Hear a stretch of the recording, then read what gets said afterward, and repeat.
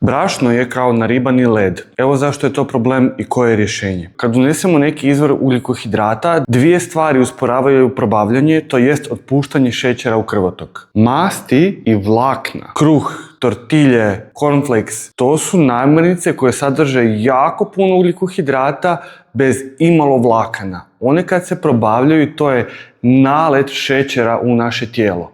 I sa time nalet serotonina, dobro se osjećamo.